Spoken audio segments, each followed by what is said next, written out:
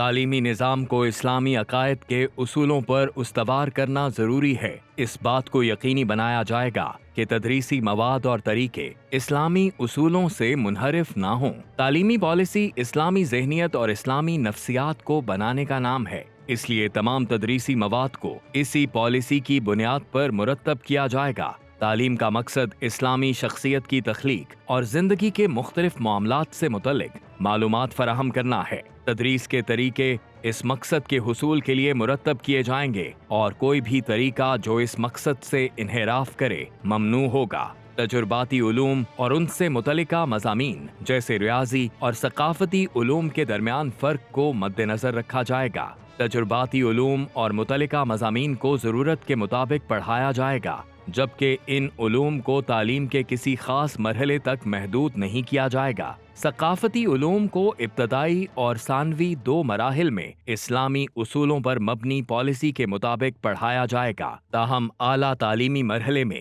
ان معارف کو سائنسی علوم کی طرح پڑھایا جائے گا، بشرطے کہ یہ تعلیمی پالیسی اور اس کے مقاصد سے منحرف نہ ہو۔ اسلامی ثقافت کی تعلیم تمام مراحل میں واجب ہوگی۔ اعلیٰ تعلیمی مرحلے میں اسلامی علوم کے لیے شعبہ جات مخصوص کر دیے جائیں گے، جس طرح اس مرحلے میں طب، انجینئرنگ اور فزکس وغیرہ کے لیے شعبہ جات الگ کیے جاتے ہیں۔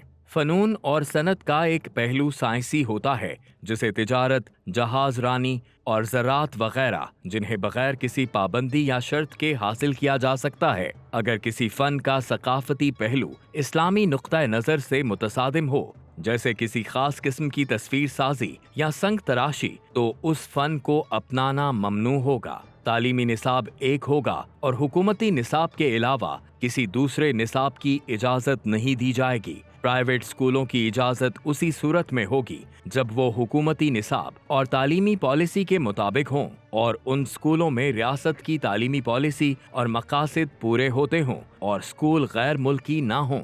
بنیادی تعلیم ہر مرد و زن کے لیے ضروری ہوگی۔ پہلے دو تعلیمی مراحل میں یہ تعلیم حکومت کی طرف سے مفت فراہم کرنا فرض ہے۔ اعلیٰ تعلیم کی مفت فراہمی کے لیے بھرپور کوشش کی جائے گی اور تمام ممکنہ سہولیات فراہم کی جائیں گی۔ حکومت اسکولوں اور جامعات کے علاوہ لائبریریاں، لیبارٹریز اور تعلیم کے تمام ذرائع اور وسائل بھی مہیا کرے گی تاکہ لوگ فقہ، اصول فقہ، حدیث، تفسیر، طب، انجینئرنگ، کیمسٹری اور دیگر شعبوں میں تحقیق اور مطالعہ جاری رکھ سکیں۔ اس طرح امت میں مجتہدین، موجدین اور محققین کے گروہ تشکیل پائیں گے۔